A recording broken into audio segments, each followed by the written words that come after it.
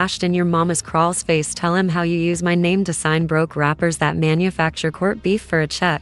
Your parents rip them mother apart. Out of nowhere appears young jock head popping in like Scooby-Doo. Oh, y'all good? Or should I get Mona? Kendra turned on him so quickly he fell over a box. I'm worried about your dirty lineup, jock. You can't even juggle your own jump-offs. Sit down someplace before I subpoena you next. Jock moonwalked backward, hands in the air as if I'd say less, while out in the hallway. Miss Amara.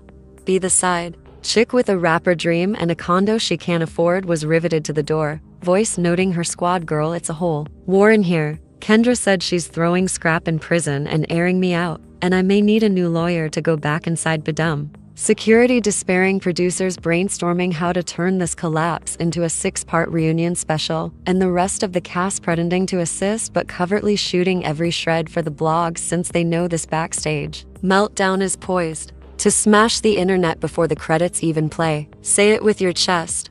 Appear dead in that. Look and tell the whole damn world how you've been siphoning my money to bribe judges when your dodgy customers skip court dates. Scrappy shouted, his lungs pumping like bellows, jabbing his finger so near to Kendra's face he could count every fleck of highlighter on her cheeks. Kendra didn't even flinch, tilting her head just enough to flaunt that cold-blooded attorney smile, the same one that's bankrupted men twice his size in divorce court. Open your lips, Scrappy, go. I triple dare you, because the minute you run that lie out of your tongue, your mom will wish she named you something undetectable when you're testifying for wire fraud, and predict who will be conducting the cross-examination. Spoiler, it's still me, baby. Set was buzzing with murmurs, and Rasheeda was pacing back and forth, muttering prayers under her breath. Third kettle corn from the snack truck. Carly read, still on Facetime. Like she'd transformed into TMZ's secret reporter. Girl, hush hush, they haven't concluded their reunion night yet. Free listen, girl. Just when you thought furniture may go flying, security lined up like a SWAT roadblock. Big guard squeezed himself between them, boots planted like tree roots. Yo, relax, back up, we're not replacing more broken lights this week. Fall back. Scrappy pushed the man's chest with both hands. Go, dude. We're not done here. Kendra steady as a heart monitor, but voice pouring. Acid jabbed a diamond-tipped nail straight into Scrappy's forehead. Done embarrassing me, done lying on my name, done cashing checks that my degrees bought for, and newsflash. I just texted Mona that I believe VH1 will keep cutting you a bag after I reveal every skeleton in your closet. Closet on. Air test me. You're playing Candyland. I'm playing Game of Thrones. And that sentence shattered the entire Scrappy's jaw, jerked so fiercely that the rapper vanished, leaving just a guy caught dead to rights. He twisted and punched his fist into the wall so hard that a boom might tumble off its arm and clang. Rasheeda muttered, Lord, she's going to bury him for Raw, huh? Spice never removed her eyes off Kendra. Girl, she was going to pull all of our secrets. Also, if she gets upset enough, Monif will be bald by tomorrow, and the 2 doors at the far end will crash back. Mona Scott Young stormed in like she smelt a season finale and bonus checks, causing the hinges to screech. Herself skimming down the hall with a frenzied producer attached to her elbow, earphones fluttering in an attempt to keep up. Mona's gaze skimmed the damaged Scrappy, panning Kendra stone cold, a smashed mirror, ripped invoices, and in turn hiding behind a lamp case, sniffling. Someone better start explaining right now why my fresh new season is popular. Over a battle I didn't capture on purpose. Scrappy exhaled to speak, but Mona hushed him with one chop of her palm. So clean you'd think she karate chopped a fly. Zip it, both of you, into my office immediately, and don't consider for one damn second you're putting this on Instagram before I do. You want to steal my ratings? Adorable. I own your trash, Kendra. Imaginary lint off her sleeve, chin so high she may as well have been wearing a crown. Beautiful. Roll the cameras, Mona. Allow the audience to see what occurs when a guy underestimates a woman who can read him his Miranda while applying for his bankruptcy. Mona's nostrils flared and she flicked her eyes to a shaking. Intern,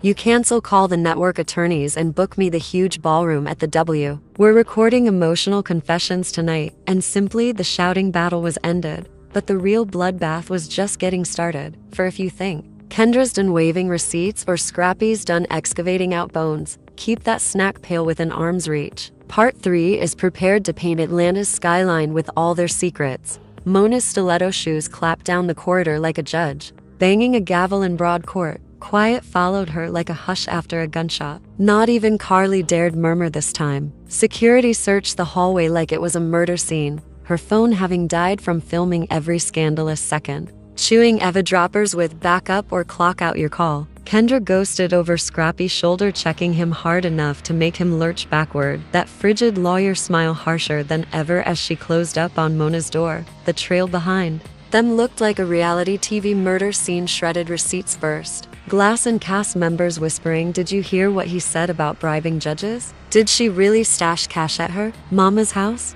When the door banged in Mona's office, it sounded like before locking a cell block. Half the cast pushed their ears to the wall, trying to catch a final crumb before security cleared them out. But behind that door, you'd believe you were in a courtroom authored by the devil himself. Mona didn't sit. Instead, she paced the table like a leopard, her gaze darting between Scrappy's clenched fists. Kendra's chilly grin, then she pivoted so quickly Scrappy's shoulders trembled. "Do you two geniuses comprehend what you cost me? Tonight, sponsors called my team and demanded danger money, as the whole internet screamed that I manufactured this fight." Scrappy went first with a low voice and pitbull-like eyes. "Mona ain't no victim. She's been slinging hush money from day one, covering up dirt for half of these morons while talking." Kendra let out a cackle so icy that the walls trembled. "This uneducated idiot can't even spell embezzle, Mona. I have recordings of bank statements and that broken-side chick's full lease in my folder if he wants to lie.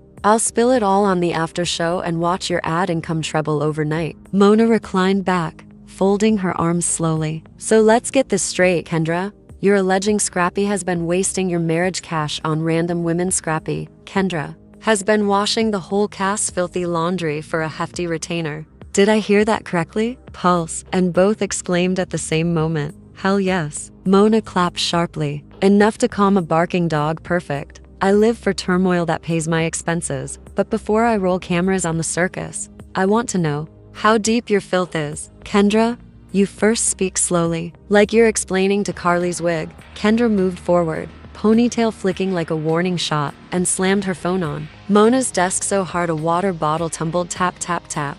A flick of her manicured thumb and up popped screenshots of chat receipts and a voice recording titled "Scrappy Confession to a amazing exhibit of months of transactions from our common account to a mystery condo I have never set foot in. Match the address." Mona asks who is feeding her cheeks with Uber Eats while cleaning in Miami, dropping trunks. Like Trina, I caught Miss Amaravi sliding when I knocked on the door last month, and she squeaked out, "Ma'am," like a guilty kid knows whose wallet pays her rent. Scrappy rushed forward, but Mona's hand sprang up so quickly that it almost smacked the sound out of him. "Sit or I promise on my ratings, you will be back on your mama's sofa writing emo bars and SpongeBob boxers tonight." Scrappy slammed back down, curses rolling under his breath like a terrible beat. Kendra's tone dripped pure malice as she lay out the fatal shot. "Punchline, Mona, he's broke, flat broke. The rapper money he brags about wouldn't pay half his cannabis price. So guess what genius did? He slipped his sticky fingers into my firm's client escrow line to borrow some survival cash. Thinks I didn't notice, but I caught it before it grew large enough for jail. Trust me, I still have plenty." Wants a nice set of shackles before morning, and he knows it. Scrappy, shut up again. Spitting liar. Tell her how you repaired, tell her how you buried it too. Mona didn't flinch, simply stretched her lips into her iconic shark smile. Reality celebrity. "Dread's okay, so you confess you did it. Beautiful, now we're cooking because you feel confident, Romeo." "What skeletons, you?" Scrappy's nostrils flared, and his gaze flickered between Mona's nasty smirk and Kendra's icy cold glare. He inhaled, then spit it like venom. "Check her mama's basement, Mona. She has duffel bags filled with hush monies down there, near to old Christmas ornaments. Guess what else she's been wiring? Filthy hush money to that rookie producer you hired." "He ain't no producer. He's her personal spy who has been providing her raw video so she can blackmail half the cast into dropping lawsuits." Ask Jock about that baby mama situation he resolved last year. When asked who arranged it beneath the table, Mona's eyes flashed with a hairline break. Poker face.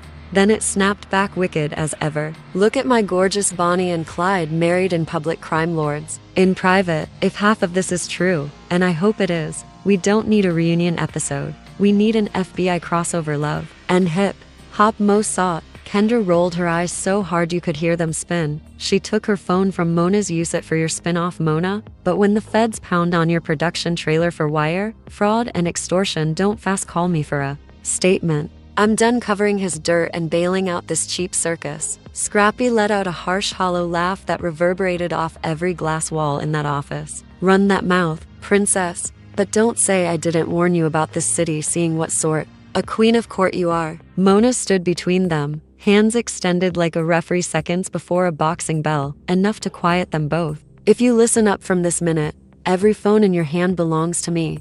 Every screenshot, every scandal tonight. You can